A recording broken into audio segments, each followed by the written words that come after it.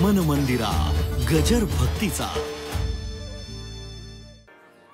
विदुर काकांनी प्रश्न केला होता की या जगामध्ये भगवंताने 24 अवतार घेतले, पण परमात्म्याने डुकराचा म्हणजे वराह अवतार का धारण केला सांगा। सूजी महाराज शौनकादी ऋषींना सांगतात, ऋषियो, या पृथ्वी तलावरती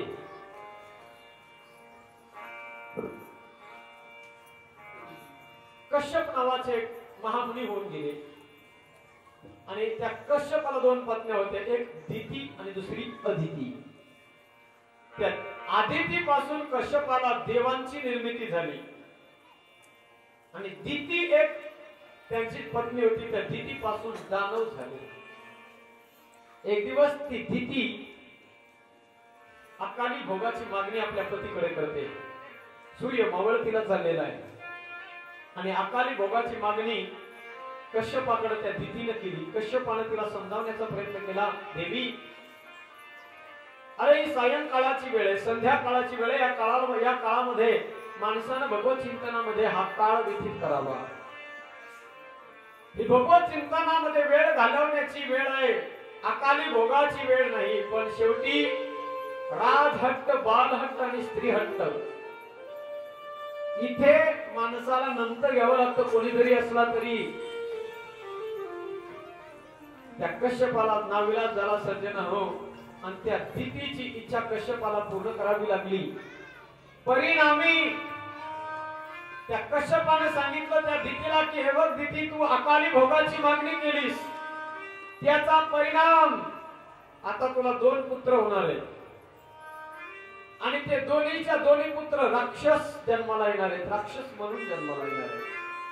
हो, माझ्या पोटी आणि राक्षस पुत्र जन्माला येणार। रडायला लागली दिती, डोळ्यातून पाणी आलं तिच्या। आपल्या पतीचे कश्यपाचे पाय तिने धरले। कश्यपाने सांगितलं, दिती, तुझ्या पोटी राक्षस जन्माला येतील, पण घाबरू नको, चिंता करू नको, तुझ्या त्या दोन्ही मुलांचा उद्धार करण्यासाठी साक्षात परमात्मा अवतार घेईल। भगवान परमात्मा स्वतः त्या तुझ्या दोन्ही मुलांचा उद्धार करेल। दिती, चिंता करू नकोस। दितीला जरा समाधान वाटलं, माझ्या मुलांचा उद्धार भगवंताच्या हाताने होणार म्हणून। आणि कालांतराने त्या दितीला 2 मुलं झाली। एकाचं नाव होतं हिरण्यकश्यप आणि दुसरा होता हिरण्याक्ष। हे दोघंही जसं जसं मोठं व्हायला लागले, राक्षसच होते, दानवच होते। या पृथ्वी तलावर त्यांनी अन्याय, अत्याचार, अनाचार, दुराचार, पापाचार सुरू केला आणि त्याचा परिणाम काय झाला? पापी लोकांचं ओझ पृथ्वीला सहन होत नाही सज्जन। धरणीशी झाले ओझे त्याचे, धरणी मातेला पापी लोकांचं ओझ होतं। जी माणसं पाप करतात त्या पापी लोकांचं ओझ या धरणी मातेला होतंय सज्जन, लक्षात ठेवा। त्या पापाचा परिणाम असा झाला की धरणी माता रसातळाला निघून जाऊ लागली। देवता लोकांनी भगवान परमात्म्याचा धावा केला, त्राहिमाम त्राहिमाम, रक्षा करो, रक्षा करो। परमात्मा प्रसन्न झाले, देवता लोको क्या हो गया है? देवता लोकांनी भगवंताला सांगितलं, देवा, या पापी लोकांचा पापाचा परिणामामुळे धरणी माता रसातळाला निघून चालली आहे, कृपा करून त्या धरणी मातेचं रक्षण करा। आणि त्याच वेळेला सज्जन हो, माझ्या भगवान परमात्म्याने वराह अवतार धारण केला। एक बार जय जयकार बोलिए, वराह भगवान की जय।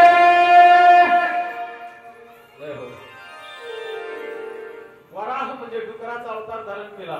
जी धरणी माता, त्या पृथ्वीचा गोळा जो खाली चाललेला होता रसातळाच्या दिशेने, त्या रसातळाच्या दिशेने खाली माझा परमात्मा वराह रूप घेतलं आणि वराह रूप धारण करून परमात्मा त्या पृथ्वीच्या खाली गेला आणि आपल्या 2 दातावरती पृथ्वी घेतली सज्जन हो, आणि अलगद ती पृथ्वी घेऊन तो परमात्मा वर येऊ लागला त्या पृथ्वीला। तेवढ्यात हिरण्याक्ष नावाचा जो दानव होता, हिरण्याक्ष उन्मत्त झालेला होता, तो पाहत होता कोणीतरी एखादा योद्धा माझ्यासोबत लढाई करण्यासाठी भेटावा। आकाश मार्गाने नारदजी चालले, नारायण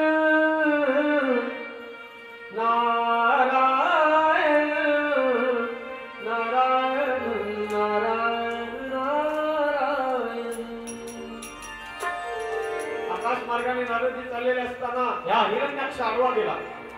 ओय कौन हो? रुक जाओ, कहां जा रहे हो? मेरे साथ लड़ाई करो. हिरण्याक्ष आडवा गेला नारदाला. नारद उभे राहिले.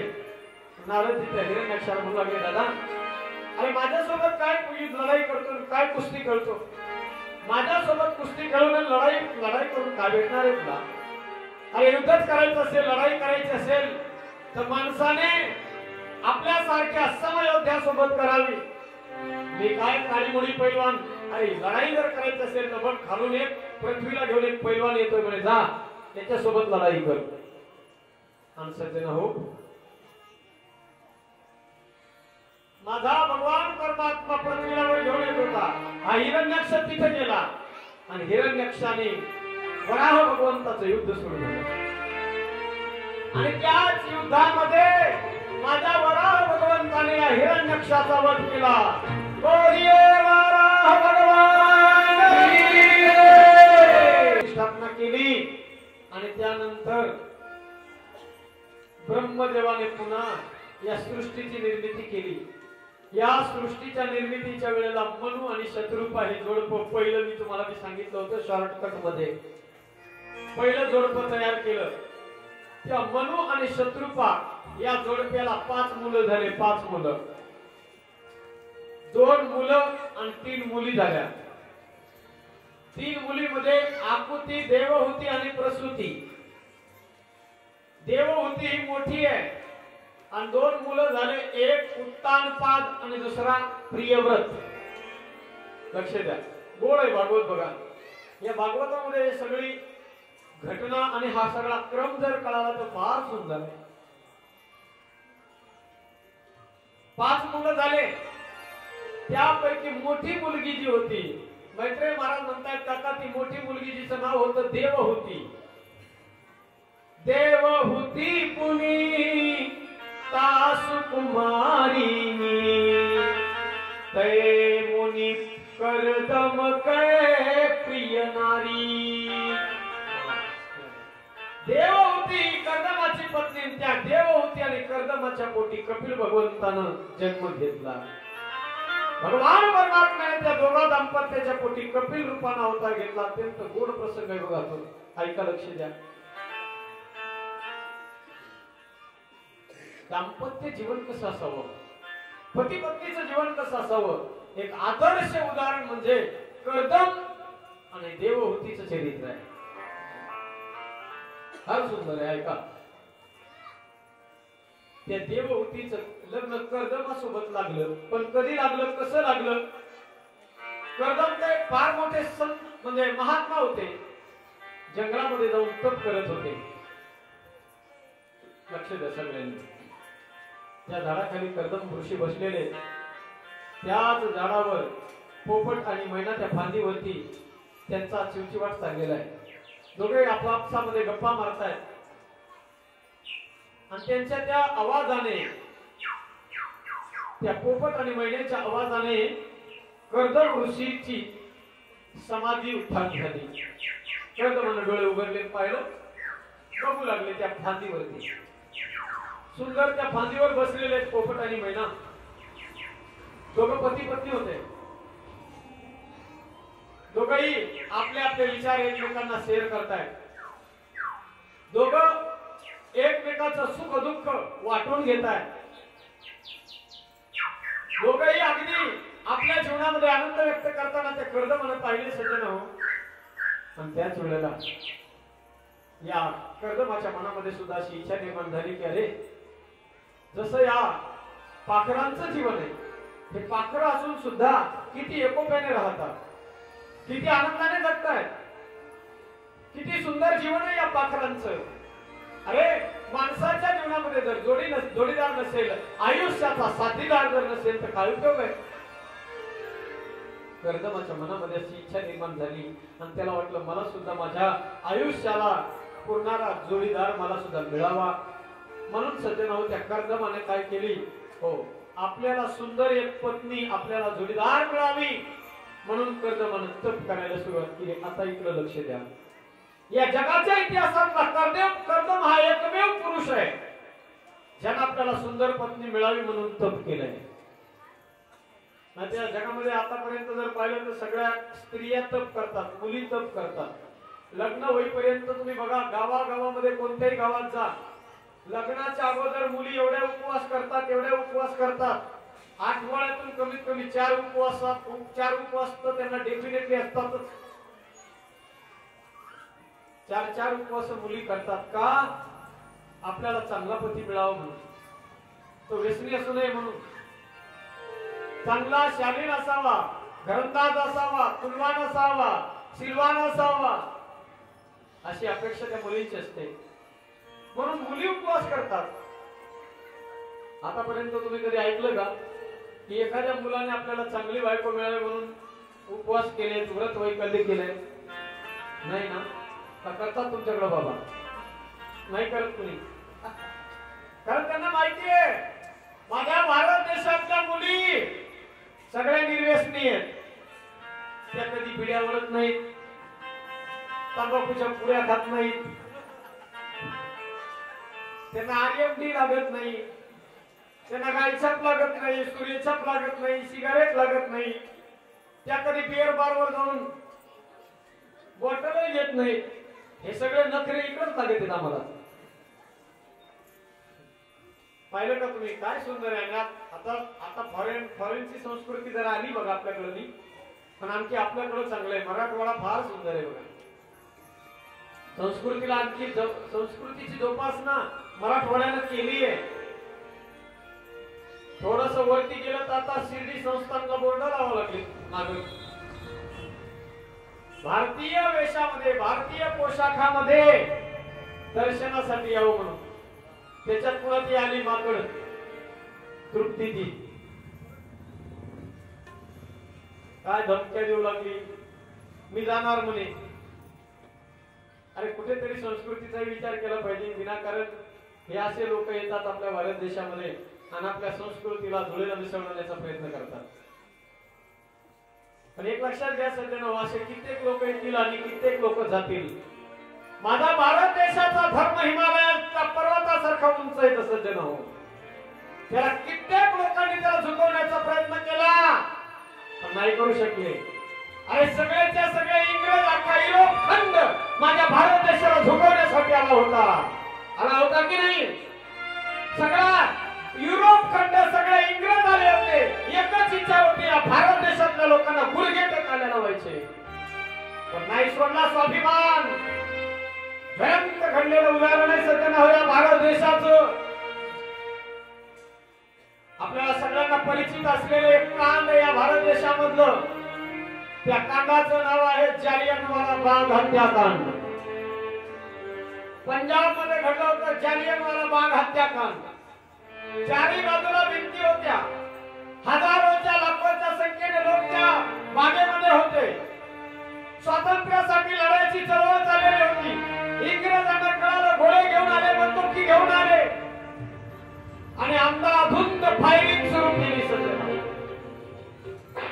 हजारोच्या संख्येने लोक मेले, हजारोच्या संख्येने लोकांचं बलिदान झालं. काही लोकांनी या इंग्रजांच्या हाताहातून आपल्याला मृत्यू होऊ नये म्हणून त्या बागेमध्ये विहीर होती, त्या विहिरीमध्ये उड्या टाकून आत्महत्या त्या लोकांनी केल्या. पण ज्या वेळेला सज्जन हो, ज्या वेळेला त्या जालियनवाला बाग हत्याकांड झालं, त्या जागेवरती दुसऱ्या दिवशी माझ्या भारत देशाचा एक 9 वर्षाचा जवान तिथं जातोय. 9 वर्षाचा एक छोटस बालक, 9 वर्षाचं लेकरू माझ्या भारत भूमीचं. नाव त्याचं भगत सिंग. गेलं सज्जना होते लेकरू तिथे. पाहिलं तर रक्ताचा सडा पडलेला आहे तिथे. माझ्या भारत देशातल्या लोकांच्या रक्तामध्ये सगळी जमीन माखली होती. माझ्या भगत सिंगाने त्या मातीचा केळा आपल्या कपाळाला लावला, भंडारा लावला आणि त्या भारत भूमीच्या त्या मातीला सांगितलं, हे भारत माते, तुझी आन बाण आणि शान मी नाही झुकू देणार.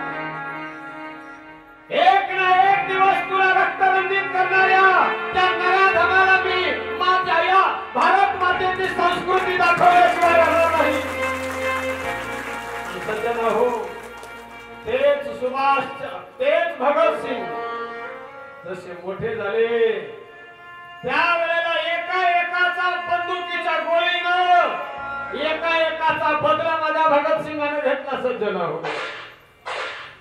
काय गोड विषय बघा.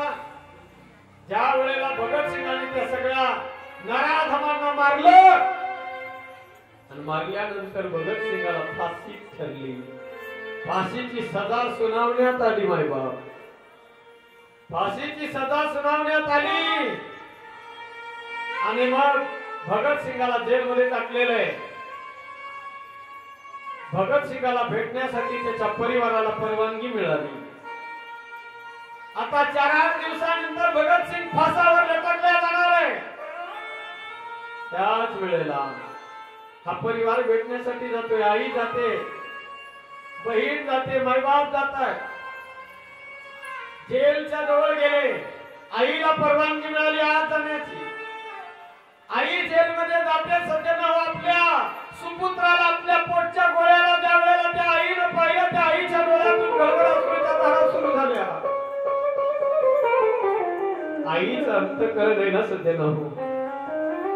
ती माय रडायला लागली.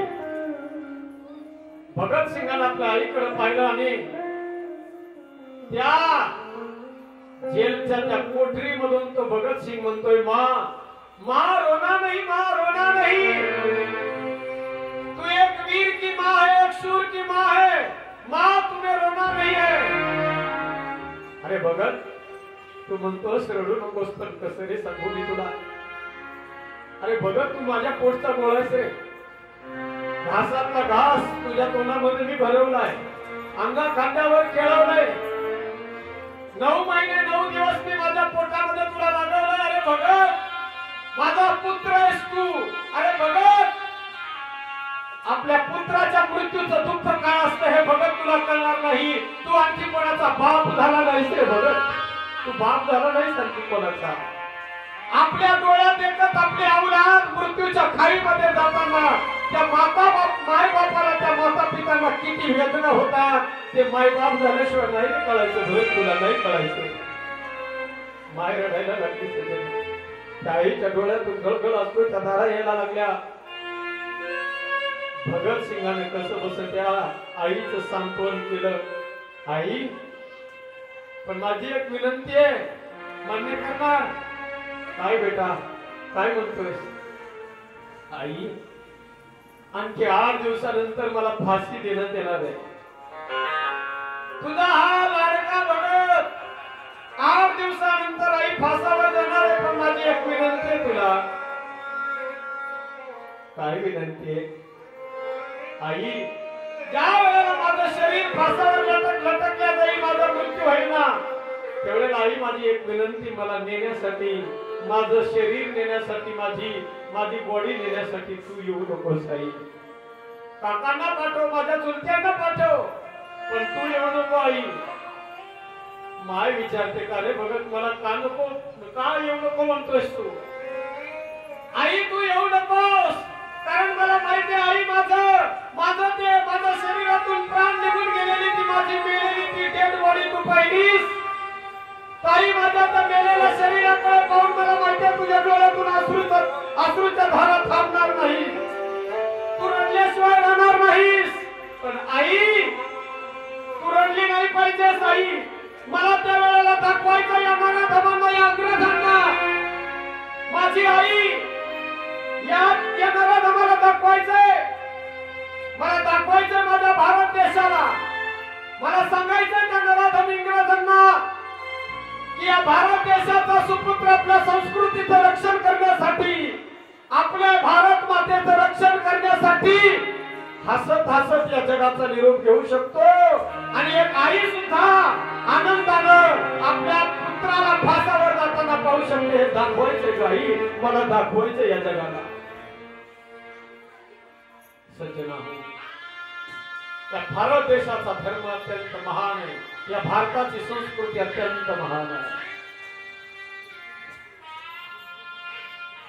कित्येक लोकांनी असे कित्येक लोक येतात आणि वाईट एका गोष्टीचं वाटतं सज्जन हो ज्यावेळेला आपल्या धर्माबद्दल, आपल्या संस्कृतीबद्दल, आपल्या संतांबद्दल, आपल्या देवाबद्दल दुसरे वाईट वाटते, दुसरे वाईट बोलल्यानंतर, दुसऱ्यानं काही वाईट शब्द बोलल्यानंतर त्याचं वाईट नाही वाटत, पण वाईट तर तेव्हा वाटतं सज्जन हो, ज्या वेळेला आपल्या स्वतःला हिंदू म्हणून घेणारी माणसं ज्या वेळेला आपल्या देवदेवतेची विटंबना करतात, त्याच्यापेक्षा आणखी दुर्दैव दुर्भाग्य आणखी कोणतं असलं पाहिजे सज्जन हो.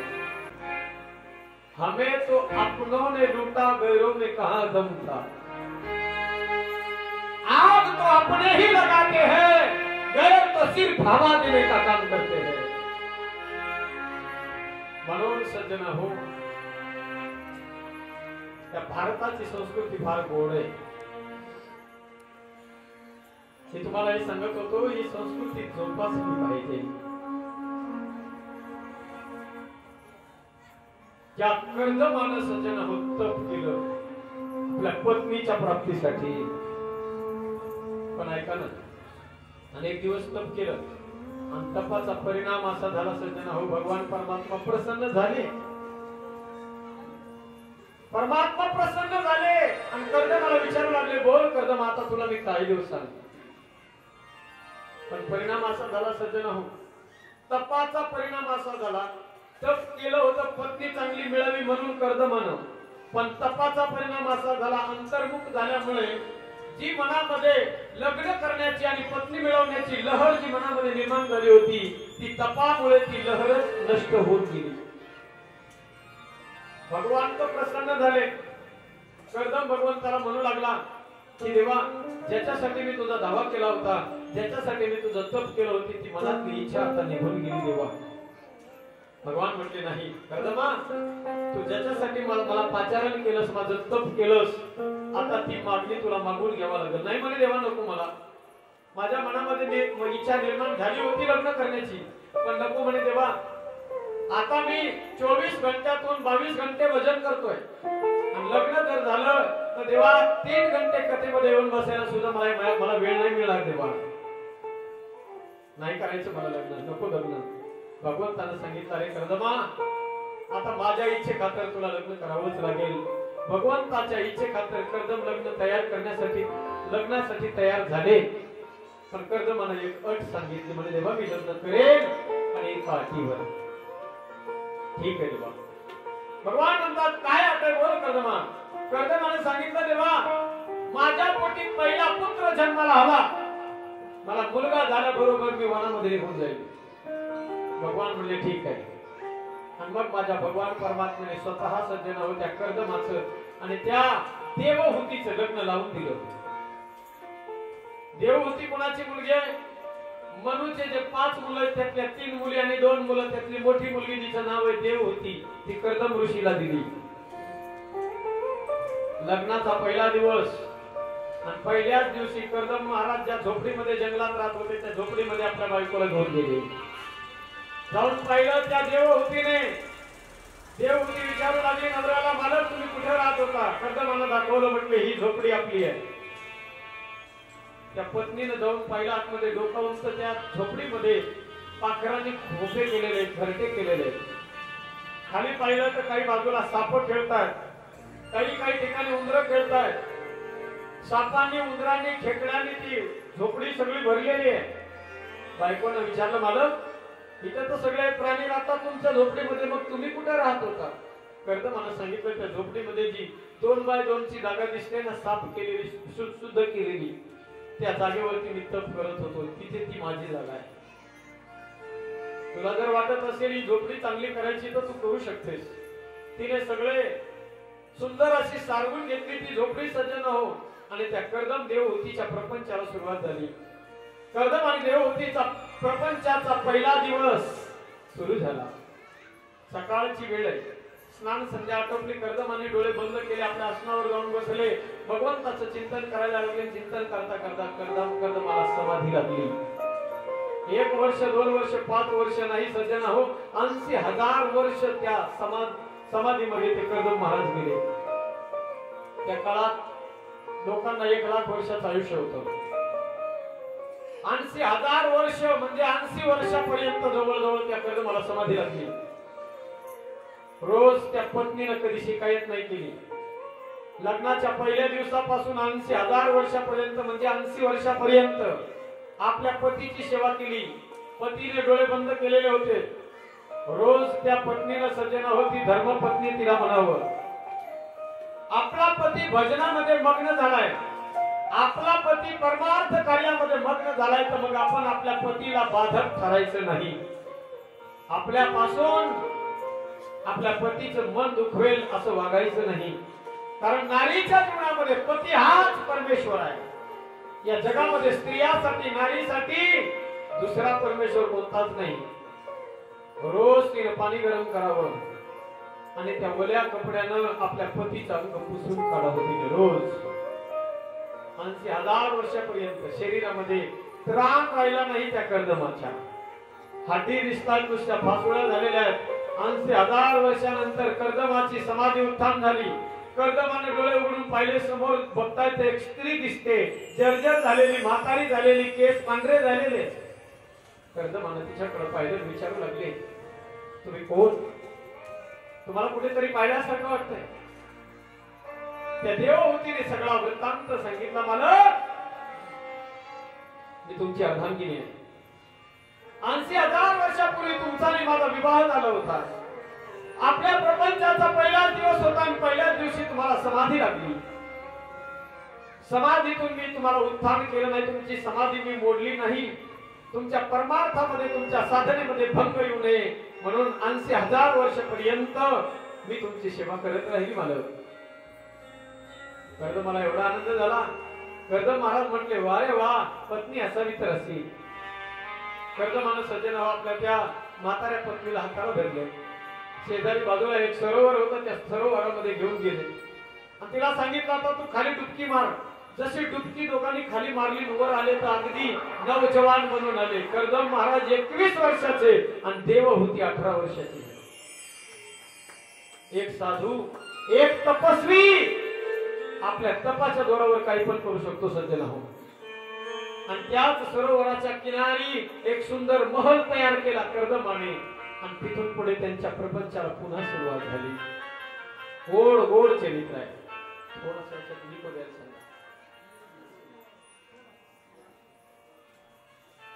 सज्जन हो, तिथून पुढे त्या कर्दमाने देवहूतीच्या प्रपंचाला सुरुवात झाली. कर्दमाने भगवंताला सांगितलं होतं, देवा माझ्या पोटी पहिला पुत्र जन्माला आला की मी निघून जाईल. भगवंताने सांगितलं, मीच तुमच्या पोटी जन्माला येईल, आशीर्वाद दिला होता. पण कर्दम वाट बघत होते भगवंताची. पण झालं असं सज्जन हो, कर्दम आणि देवहूतीला पहिला मुलगा झाला नाही, पहिली झाली मुलगी. एक झाली, दोन झाली, असं करता करता कर्दम आणि देवहूतीला 9 कन्या झाल्या. 9 आणि 10वा पुत्र झाला सज्जन हो, कपिल भगवान. तेव्हा जयकार बोलिए कपिल भगवान की जय. जय हो. कपिल भगवंताचा अवतार झाला आणि त्याच कपिल भगवंताचा अवतार झाला की कर्दम महाराज वनात निघून गेले. तिकडे तप करून भगवत प्राप्ती करून घेतली. इकडे कपिल भगवंताने आपल्या आईला देवहूतीला सांख्य शास्त्र जिन प्रगट बखाना, आपल्या आईला दिव्य उपदेश केला कपिल भगवंताने. त्यानंतर सिद्धिदा नावाच्या नदीमध्ये त्या देवहूती मातेने आपलं शरीर सम्मिलित करून टाकलं. कपिल भगवान कलकत्त्याजवळ गंगासागरला गेले आणि समुद्रामध्ये आपला अवतार कार्य कपिल भगवंताने संपवलं. मनु आणि शत्रुपाचे 5 मुलं, त्यातला एक मुलीचा वंश सांगितला. दुसरी मुलगी आकुती, तिचं लग्न रुची प्रजापती सोबत लावलं. यज्ञ नारायणाचा जन्म त्यांच्या पोटी झाला. आणि तिसरी मुलगी प्रसूती, ती दक्षाला दिली. दक्षाला त्या दक्षाच्या आणि प्रसूतीच्या पोटी 16 कन्या झाल्या. 16 कन्या, त्यातली एक मोठी मुलगी जिचं नाव होतं सती. शंकराला त्या सतीचं आणि शंकराचं लग्न लावलं. त्या दक्षाने यज्ञाचं आयोजन केलं, शंकराला निमंत्रण नाही दिलं. पण या सतीला सांगितलं होतं शंकर भगवंताने, देवी ज्या ठिकाणी आदर नाही, प्रेम नाही, जिथं निमंत्रण नाही, अशा ठिकाणी माणसानं जाऊ नये. हे देवी, जिस घर पर आदर मान न हो, उस घर पर जाना ना चाहिए. घर पर आदर मान नहीं, उस घर पर जाना ना चाहिए.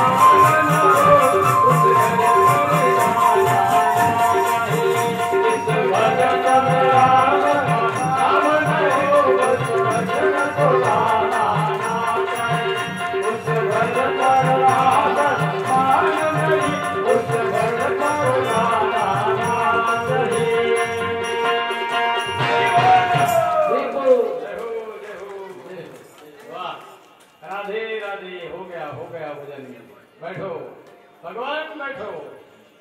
ओके ओके क्या बात ना हो उस घर पर जाना ना चाहिए। बघा काय भगवंताच्या कथेमध्ये पावर आहे. हे भान झालं पाहिजे माणसाने. चाहे बेटा कितना प्यारा हो उसे सिर पे चढ़ाना ना चाहिए. चाहे बेटी कितनी लाडली हो घर घर पे घुमाना ना चाहिए. जिस घर पर आदर मान ना हो उस घर पर जाना ना चाहिए. जिस भजन में राम का नाम ना हो उस भजन को गाना ना चाहिए. शंकराने त्या सतीला सांगितलं होतं पण नाही ऐकलं. आपल्याच बापाच्या यज्ञामध्ये जळून तिला भस्म व्हावं लागलं. तिसरी मुलगी जिचं नाव होतं प्रसूती, तिचंही चरित्र सांगितलं. सूतजी महाराज म्हणतात हे ऋषियो त्याच मनु आणि शत्रुपाला दोन मुलं होते. त्यातला एक मोठा मुलगा होता ज्याचं नाव होतं उत्तानपाद. त्या उत्तानपाद राजाच्या पोटी एक छोटस बालक जन्माला येतं. त्या उत्तानपादाला दोन पत्नी आहेत. एक आवडती आणि दुसरी नावडती. एकीचं नाव सुरुची आणि दुसरीचं नाव सुनीती. सुरुची ही राजाची आवडती आहे आणि सुनीती मात्र आवडत नाही. रुची म्हणजे आवड. आपल्या मनाला वाटेल तशी आवड, आपल्या मनाला वाटेल तसं जगणं प्रत्येकाला आवडते. आणि नीतीने सांगितलेलं जगणं, नीतीप्रमाणे जीवन जगणं हे मात्र कोणालाही आवडत नाही. सुनीती नाही आवडत कोणाला. उत्तानपाद म्हणजे कोण? जीव. उद म्हणजे वर आणि पाद म्हणजे पाय. आईच्या उदरामध्ये असताना ज्या जीवाचे पाय वर असतात आणि डोकं खाली असतं त्याचं नाव आहे उत्तानपाद. त्याच्या दोन पत्नी आहेत. प्रत्येकाला दोन बुद्धी आहेत. एक छोटी आणि दुसरी मोठी आहे. एक आवडती आणि एक नावडती आहे. सुरुची आणि सुनीती. त्या सुनीतीच्या पोटी जन्माला येतात बाळ ध्रुव. एक दिवस बापाच्या मांडीवर बसायला गेला. आईने सांगितलं दुसऱ्या सावत्राईने, अरे या मांडीवर बसण्यासाठी माझ्या पोटी जन्म घ्यावा लागेल. त्या देवाकडे माझ्यासारखी आई त्या देवाकडे मागून घे, तेव्हा या मांडीवर बसता येईल. ते बाळ रडत येतं. आईला विचारते, आई देव कुठे असतो का म्हणे देव. आईने सगळी कथा सांगितली. 5 वर्षाचं बालक सज्जन निघालं देवाची भेट घेण्यासाठी, देवाच्या शोधासाठी. ज्यानं कधी घर सोडलेलं नाही, ज्यानं कधी गाव सोडलेलं नाही, ज्यानं कधी एक जग पाहिलं नाही, अशा निर्जन वनामध्ये ते बालक निघालं सज्जन. जंगलात प्रवेश झाला. नारदाला वाटलं या बाळाला काहीतरी सांगून आपण परत पाठवू. नारदजी मध्ये झाले.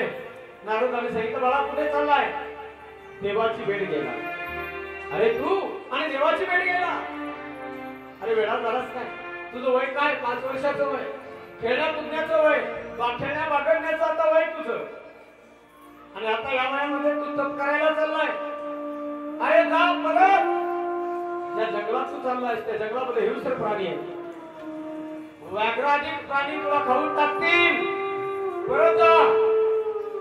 बाळानं विचारलं, प्रभु आप कौन हो? आपका नाम क्या है? आप कहां से आए हो? और हाँ, आप मुझे घर क्यों जाने के लिए कह रहे हो? तुम कौन हो? अपना परिचय मुझे दे दो. नारदाने सांगितलं, बेटा मेरा नाम नारद है. बालक ध्रुव ने कहा कि नहीं, भगवान आपका नाम नारद नहीं हो सकता. बोले कैसे? भगवान जिस समय मैं घर से बाहर निकला था उसी समय मेरी माँ ने कहा था, बेटा तू जंगल में भगवान की प्राप्ति के लिए जाएगा ना, उस समय तुम्हें नारद जी का दर्शन होगा और नारद जी तुम्हें भगवान को पाने के लिए जिस मंत्र का अनुष्ठान करना चाहिए वो मंत्र नारद जी से आपको मिलेगा. आप तो मुझे घर वापस भगा रहे हो, आप नाराज नहीं हो सकते हो. आप दूसरे कोई हटिए मेरे रास्ते से, जाने दो मुझे। नारद जी हसायला लागले। नारदजीने दृढ संकल्प पाहिला, परीक्षा घेतली, भगवंताला भेटायला जायचे परीक्षा होते सगळं। नारदाने बाळाची परीक्षा घेतली, 12 अक्षराचा मंत्र नारदाला दिला आणि बाळ ध्रुवाला दिला नारदाने। आणि ते बाळ ध्रुव द्वादशाक्षरी मंत्र घेऊन ते बाळ ध्रुव गेलं सजन हो वनामध्ये, मधुवनामध्ये, आणि तप करायला लागलं, त्या मंत्राचा जयघोष करू लागलं। आपणही आपल्या अंतःकरणामध्ये प्रत्येकाच्या त्या भगवंताचं स्वरूप यावं यासाठी जसं त्या 5 वर्षाच्या बाळ ध्रुवाने त्या भगवंताच्या त्या 12 अक्षरी मंत्राचं अनुष्ठान केलं, तेच अनुष्ठान तोच मंत्र मोठ्या प्रेमाने सगळ्यांनी हात वर करून एका स्वरात म्हणायचा आहे। ओम नमो भगवते, ओम नमो भगवते वासुदेवाय, ओम नमो वासुदेवाय मेरो नंद नंदना।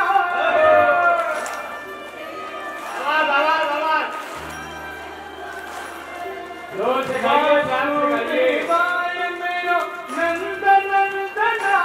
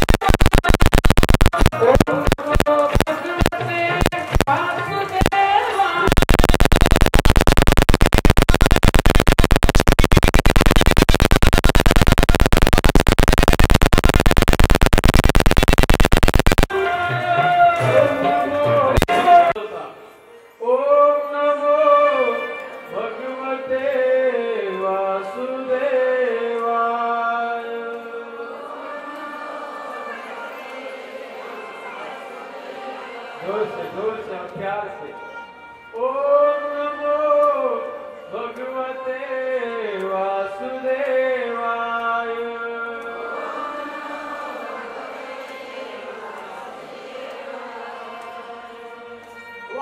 वासुदेवाय मेरो कृष्णचंद्राय,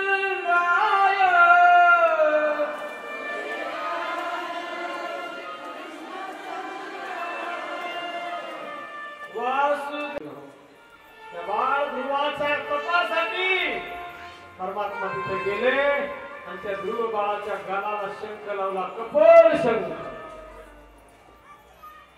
आणि सज्जन त्याला ज्ञान प्राप्त झालं। अशी जागा त्याला दिली, त्या बाळ ध्रुवाला अढळ पद दिलं, अढळ पद। त्यानंतर पुढे त्या ध्रुवाच्या वंशामध्ये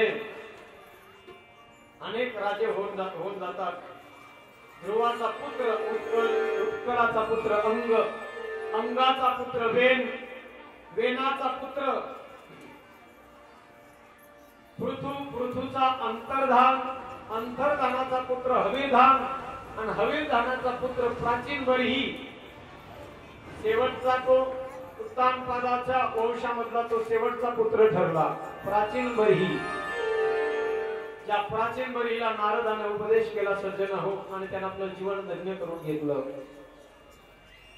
मनु आणि शत्रुपाची जी 5 मुलं होते त्यांच्या 3 मुलीचं आणि एका मुलाचं उत्तानपादाचं चरित्र संपलं। दुसरा जो मुलगा होता त्या दुसऱ्या मुलाचं नाव होतं प्रियव्रत। त्या प्रियव्रताच्या पोटी पुढे त्याचा वंश सुरू झाला, सज्जन हो, प्रियव्रताचा। त्या प्रियव्रताच्याच वंशामध्ये भरत नावाचा एक राजा जन्माला आला। त्या प्रियव्रताच्या वंशामध्ये त्याचा बेटा अग्निध्र, अग्निध्राचा पुत्र नाभी, नाभीचा पुत्र वृषभदेव, त्या 9 तीर्थंकरापैकी एक अग्रगण्य ज्यांचं नाव घेतात ते आहेत वृषभदेव भगवान. जैन संप्रदाय हिंदू धर्मापेक्षा वेगळा नाही बरं का. हिंदू धर्म सनातन धर्मातूनच ज्या संप्रदायाची निर्मिती झालेली आहे तो जैन संप्रदाय. आपल्या भागवतामध्ये वृषभदेव भगवान जे जड भरत राजाचे वंशज होते, पूर्वज होते वृषभदेव, त्या वृषभदेव भगवंताला त्या वृषभदेवाचा पुत्र त्या 100 मुलं झाले 100. आणि त्या 100 मुलापैकी मोठा मुलगा होता त्याचं नाव होतं भरत. ऐका लक्ष द्या. मोठ्या मुलाचं नाव वृषभदेवाच्या भरत होतं. 100 मुलांना त्या वृषभदेवाने दिव्य संदेश दिला, जीवन जगण्याचं ज्ञान दिलं.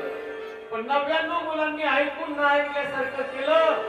मोठा मुलगा होता त्यानं मात्र मन लावून ते सगळं ऐकलं भरताने. आणि शेवटी मोठा असल्यामुळे त्याला राजगादीवर बसून वृषभदेव भगवान वनामध्ये जाऊन भगवत चिंतनासाठी निघून गेले. मोठा मुलगा भरत होता आणि तो भरत वनामध्ये गेला. राज्य त्याने देऊन टाकलं. आपला सुमती नावाच्या मुलाला राज्य दिलं आणि भरत वनामध्ये निघून गेला. सज्जन हो, ऐका लक्ष द्या. आणि त्याच वनामध्ये तिकडे बराच काळ तिथे राहिला एक हरणाच पाडसाचं पिल्लू त्याच्या जीवनामध्ये आलं. जंगलाला आग लागली आणि त्या आगीतून वाचण्यासाठी एक गरोदर असलेली हरणी पळत होती. ज्या कुटियामध्ये राहत होते भरतजी, या भरताच्या समोरून एक कुटियाच्या समोर एक गंगा वाहत होती. त्या नदीवरून उडी मारून ती हरणी वाघ मागा लागलाय, वणवा लागलाय, आपला जीव वाचवण्यासाठी ती हरणी पळत होती. आणि उडी तशी तिने त्या नदीवरून मारली तसा तिच्या पोटातला गर्भ स्खलित झाला आणि पाण्यामध्ये पडला. गर्भ पाण्यामध्ये वाहून जाऊ लागला. त्या भरतानं पाहिलं, धावत गेला, त्या गर्भाला पकडलं. सज्जनावर त्या बाळाला, वासराला, पाडसाला, त्या पाडसाला पाण्यातून काढलं. थरथर थरथर ते कापत होतं. अग्नी निर्माण केला आणि जाळामध्ये त्याला शेकवलं. त्याच्या अंगावर उबदार कपडे त्या भरतानं टाकले. इथपर्यंत ठीक होत. आता ऐका, इथपर्यंत या गोष्टी सगळ्या ठीक होत्या.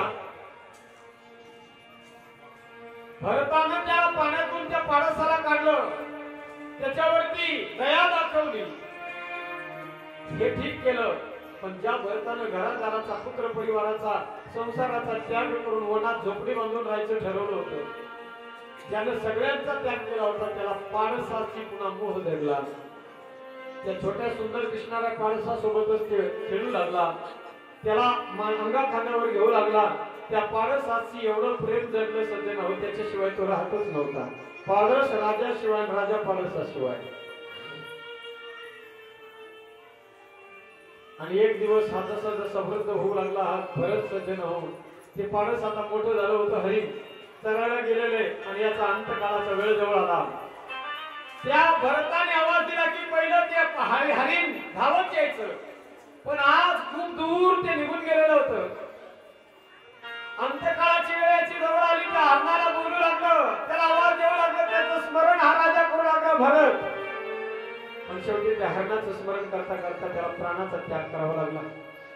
आणि त्याचा परिणाम असा झाला, अंतकाळाच्या वेळेला त्या हरणाचं स्मरण त्यानं केलं.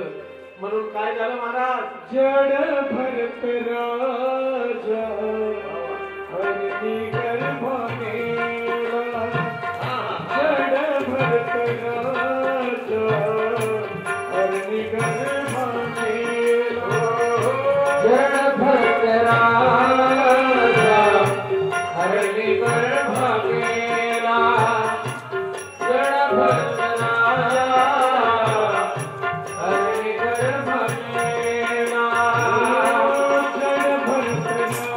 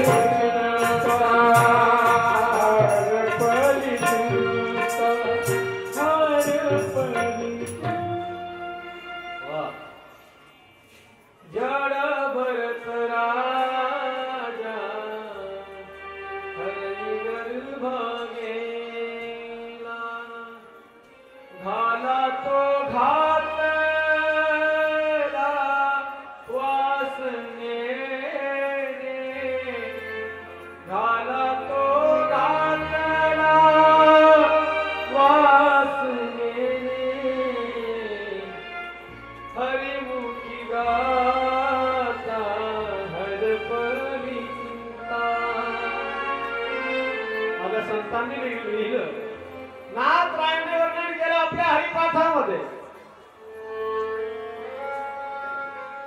अभंगामध्ये आपल्या वर्णन केलं नाथरायांनी.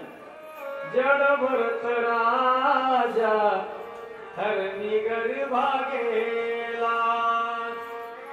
मरणाच्या वेळेला हा माणूस ज्या गोष्टीचं स्मरण करेल दुसरा जन्म त्याला तो मिळत असतो.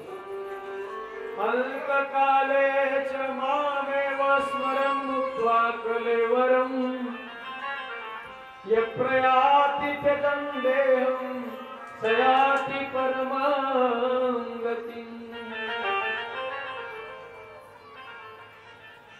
आणि जागृती जव असी जे तेने जेणे ध्याने भावना भाविजे डोळा लागत खेवी देखी जेतेची स्वप्नी. दुसरा जन्म त्याला हरणाचं चिंतन केल्यामुळे हरणाचं मिळालं मायबा. जगाचं चिंतन करू नये मरणाच्या वेळेला भगवंताचं स्मरण यावं. अंतकाळाच्या वेळेला देव डोळ्यासमोर यावं. जग जर डोळ्यासमोर आलं तर फसलं काम. भक्त त्यासाठी एकच म्हणतात, देवा अंतकाळाच्या वेळेला मला काही नको, आम्हाला तू पाहिजे. जन्म जन्म मुनी जतन कराही अंतराम कही आवत नाही. दुसरा जन्म त्या भरताला सज्जन हो. बघा त्याला जड नाव नव्हतं अगोदर, त्याला नुसतं भरत नाव होतं. पण हुशार झालेला सावध झालेला राजा सगळ्या गोष्टींचा संसाराचा त्याग केला होता. हरणाचा त्याग नाही करू शकला म्हणून त्याला जड युक्मा लागली, जड भरत. दुसरा जन्म त्या भरताला सज्जन हो हरणाचा मिळाला. आता मात्र त्याला आपल्या पूर्व जीवनाचं ज्ञान आहे. त्याला हरणाचा जन्म मिळाला पण हरणासोबत राहूनही हरणाच्या कल्पापेक्षा बाजूलाच चालायचं. घास खात नाहीये, वाळलेला पाला खायचं, वाळलेलं गवत खायचं. वल्या गवतावर किडे असतात, ते किडे खाल्ले तर पोटात जातील, ते किडे मरतील आपल्या हातून. आणि जर किडे मेले तर आपल्याला पाप लागेल, पुन्हा जन्म पाप जर झालं तर घ्यावा लागेल. म्हणून वाळलेलं गवत खायला सुरुवात केली. एक दिवस जंगलाला आग लागली. कळपातले हरण सगळे त्या जंगलातून पळून गेले. पण हे पळालं नाही, जागेवर उभं राहिलं, भगवंताचं चिंतन केलं आणि ते तो वनवा आला सज्जन. त्या वनव्यामध्ये आगीमध्ये होरपळून आपला प्राण त्यानं त्याग केला. बंद करा समोरचा लावा, आपण बंद करा समोरचा सुरू करा. तो जड भरत सज्जन हो जीवन त्याचं समाप्त झालं.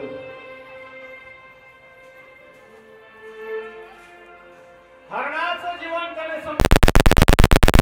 करत ब्राह्मणाच्या पोटी जन्माला आला सज्जन.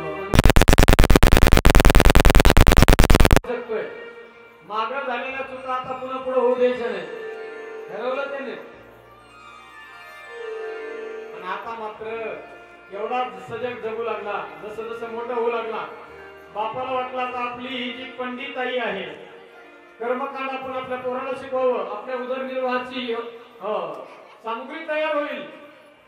बापाने एक दिवस समोर बसवलं त्याला आणि एक मंत्र म्हणायला शिकवायला सुरुवात केली. बाप पुढे मंत्र म्हणू लागला, ओम भूर्भुवः स्वः तत्सवितुर्वरेण्यं भर्गो देवस्य धीमहि धियो यो नः प्रचोदयात्.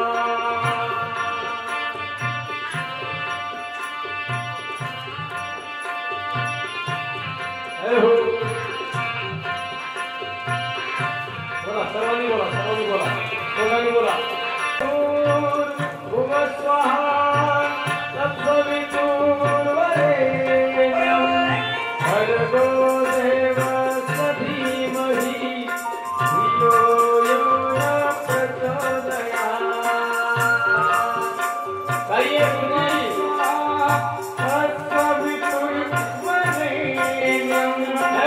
भर्गो देवस्य धीमहि धियो यो नः प्रचोदयात्.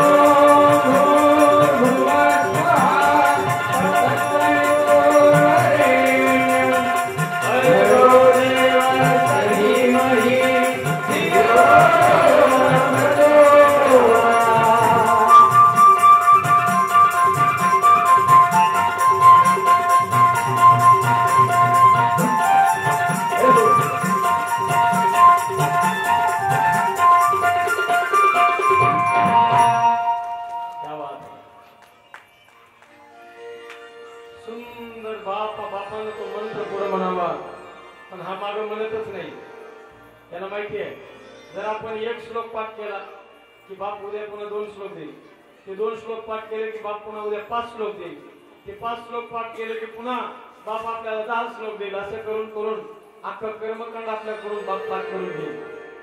आणि कर्मकांड सगळं पाठ केलं की मग ते कर्मकांड करणं काही सोपं काम नाही. अहो थोडस जरी असं वर्णन केलंय, मंत्र तळे थोडा तरी धडाची होडेला, मंत्र तळे थोडा तरी धडची होय वेळा. जरा मी मंत्र इकडे तिकडे गेला नाही पाहिजे म्हणून मंत्र म्हणताना सावधानतेने म्हणायची. कधी त्याला वाटलं जर समजा आपल्याकडून काही थोडंफार चूक झाली तर पुन्हा पाप होईल, पापाचा परिणाम पुन्हा आणखी जन्माला यावा लागेल, त्याच्यापेक्षा मंत्रच म्हणणं. अहिंसात्मक वृत्तीने जीवन जगायचं सज्जन हो. कधी कोणाला त्रास नाही दिला, काही नाही. त्याच्या जीवनामध्ये एक राजाची भेट झाली, त्याचं नाव होतं रहुगण राजा. त्या राजा रहुगणाला शेवटी फक्त एकाच माणसासोबत तो भरत बोलला सज्जन हो, राजा रहुगणासोबत. कारण त्यानं त्या रहुगण राजाच्या पालखी त्याने खांद्यावर घेतली होती. भरताना विचार केला आपण ज्याची पालखी खांद्यावर घेतली अशा महात्म्या भाषा माणूस जर अज्ञानीच राहिला, अनपढ राहिला, तो लोक म्हणतील भरतासारखा महान संत त्यानं त्या राजाला खांद्यावर घेतलं होतं, पण तरी देखील तो अज्ञानी राहिला असं कोणी म्हणायला नको, म्हणून त्याला ज्ञान दिलं त्या भरतानं सज्जन. आणि शेवटी त्या भरतानं अहिंसात्मक वृत्तीनं जीवन जगून आपलं जीवन भगवत चरणारविंदी समर्पित केलं. इथे प्रियव्रताचा वंश समाप्त होतो. सज्जन हो, माझ्या त्या भरतामुळे या देशाचं भारत असं नाव पडलंय. भा या शब्दाचा अर्थ आहे प्रकाश. भा म्हणजे प्रकाश आणि रथ. प्रकाश म्हणजे ज्ञान. ज्ञान आणि प्रकाशामध्ये ज्या देशातली लोक सदैव असतात रथ, त्या देशाचं नाव आहे भारत. त्याच्या अगोदर या देशाचं नाव होतं अजनाब वर्ष. इंग्रज आपल्या देशात आले आणि त्यांनी आपल्या देशाचं नाव चेंज केलं. त्यांनी नाव ठेवलं इंडिया.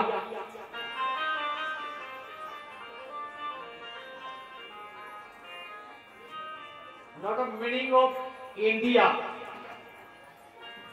इंडिया या शब्दाचा काही अर्थ नाही, काही त्याला अर्थ नाही. भारत काय सुंदर नाव आहे. ज्ञानी लोकांचा देश, त्याचं नाव भारत आहे. इन म्हणजे आत, इंडिया. आत या सगळं कुणी बिया आणि लुटून जाय देशाला, असा एक संदेश त्यांनी दिला इंग्रजांनी. या भारत देशाचं नाव 3 भरतांमुळे भारत पडलं. एक शकुंतलेचा भरत, दुसरा राजा दशरथाचा भरत आणि तिसरा हा जड भरत, म्हणून देशाचं नाव भारत. फार गोडाई सज्जन हो. इथे प्रियव्रताचं चरित्र समाप्त होतं. षष्टम स्कंदाला प्रारंभ होतो. त्या षष्टम स्कंदामध्ये सुखदेव भगवान म्हणतात, राजन, माणसाच्या हातून कधी ज्ञात अज्ञातपणाने पाप कर्म घडतात. त्या पापातून मुक्त होण्यासाठी माणसाने काय करावं. त्यावेळेला सुखदेव भगवान म्हणतात, राजन, कसंही पाप झालं, माणसाने जाणीवपूर्वक जरी केलं किंवा अज्ञानपणातून जरी माणसाकडून पाप झालं, कोणत्याही पापापासून मुक्त होण्यासाठी एकच साधन आहे या जगामध्ये, आणि ते आहे भगवंताचं नाम. असंच नाम सदैव जर मुखामध्ये धारण केलं आणि अंतकाळाच्या वेळेला एकदा जरी भगवंताचं नाम तोंडात आलं तरी त्या जीवाचा उद्धार होतो. त्याचं जिवंत आणि जाज्वल्य उदाहरण सांगितलं अजामेळ नावाच्या ब्राह्मणाचं. अजामेळ नावाचा ब्राह्मण आयुष्यभर वाईट कर्म केलं, पण साधूच्या सांगण्यावरून आपल्या पुत्राचं नाव नारायण ठेवलं. अंतकाळाच्या वेळेला नारायण नाव मुखामध्ये आलं आणि काय झालं सज्जन हो. अंतकाळी ज्याच्या नाम आले मुखा, तुका म्हणे सुखा पार नाही. तुका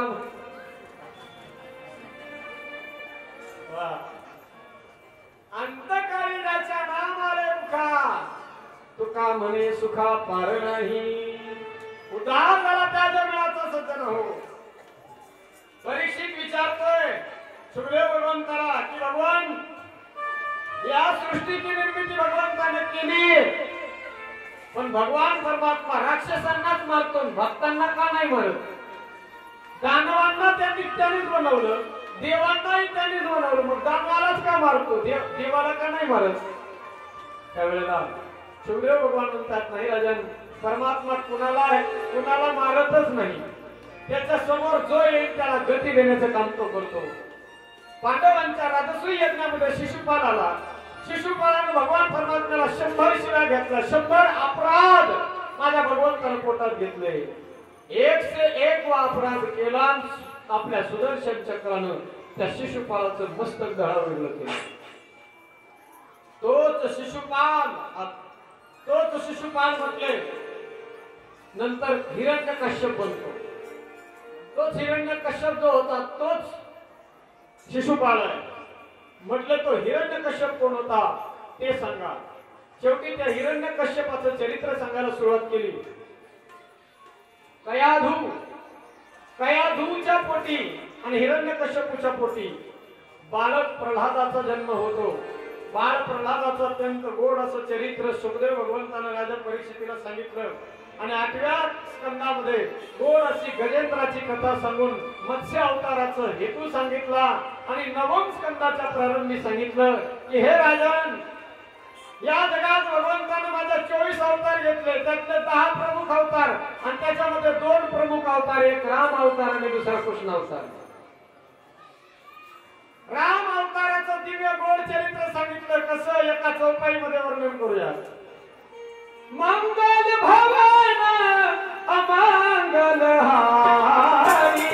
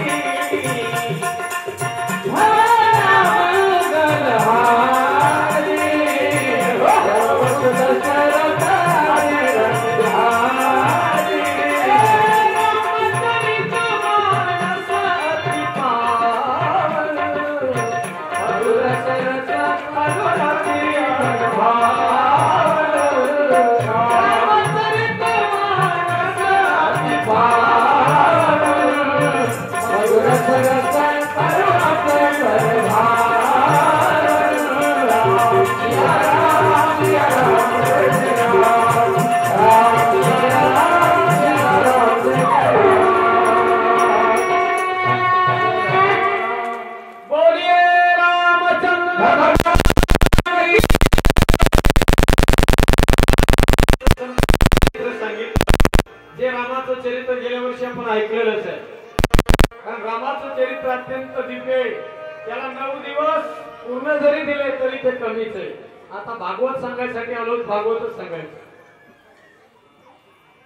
रामाचं चरित्र सांगितलं म्हटले पुढे रामाने अवतार घेतला सूर्यवंशामध्ये. परीक्षितीने प्रश्न केला चंद्रवंशाचं चरित्र सांगा. त्या चंद्रवंशामध्ये अनेक राजे होऊन गेले. त्यातला एक राजा ज्याचे नाव वसुदेव, त्याला 7 पत्नी आहेत. पौरवी, रोहिणी, भद्रा, मदिरा, रोचना, इलाहा, देवकी प्रमुखा, संपत्न अनेक दुर्वी.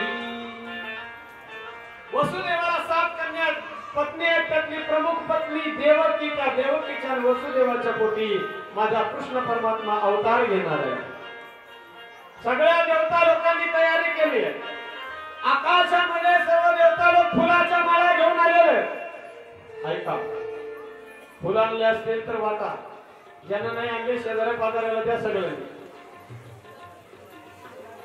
ज्या क्षणाची वाट आपण सर्वजण पाहत आहोत त्याच क्षणाची वाट देवता लोक खाऊ लागले.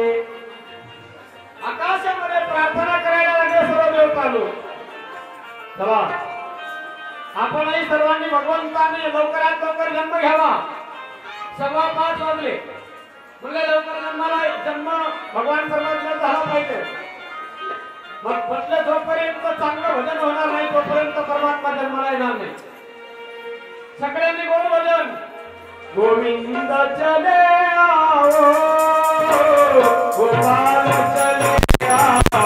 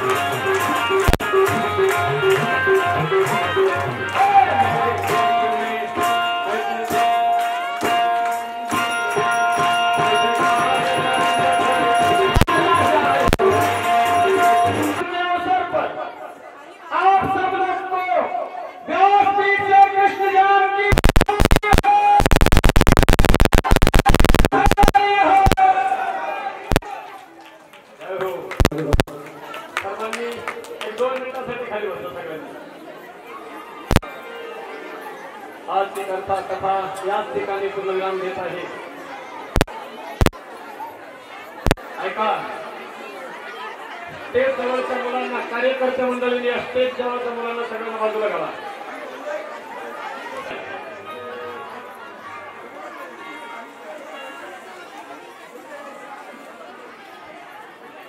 शांत धरा, शांत राहा, शांत राहा.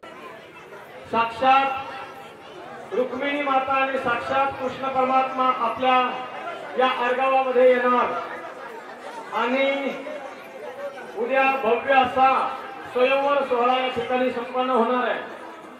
उद्या कथेला येत असताना सर्वांनी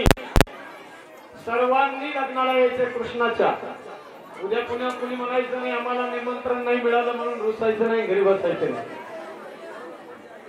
सगळ्यांनी लग्नाला यायचं आनंदाने आणि येताना महिला मंडळीने रुखवत सोबत घेऊन यायचं आहे. सगळ्यांना त्या रुखवताचा प्रसाद भेटेल. आणि आज जो कृष्ण जन्माचा प्रसाद आहे, शिवभाऊ आदी करून सर्व कार्यकर्त्यांना राजूरांना विनंती करतो, आपण हा जो प्रसाद आहे स्टेजवर ठेवलेला हा प्रसाद बाजूला घेऊन जा. त्या प्रसादाचे 3-4 भाग करा. तिकडं गेट जवळ नेऊन तिथे लोक जेव्हा बाहेर पडतील तेव्हा त्यांना सगळ्यांना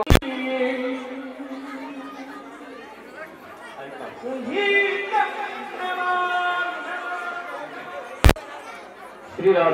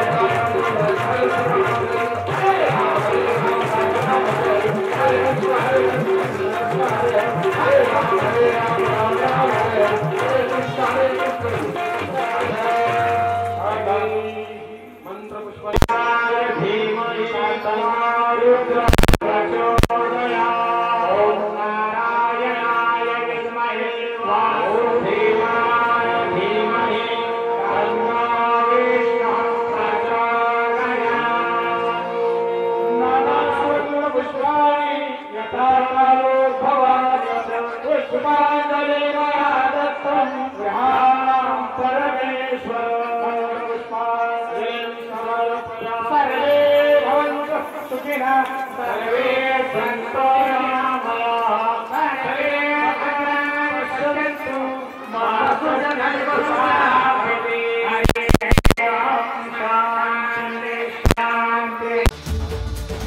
मन मंदिरा गजर भक्तीचा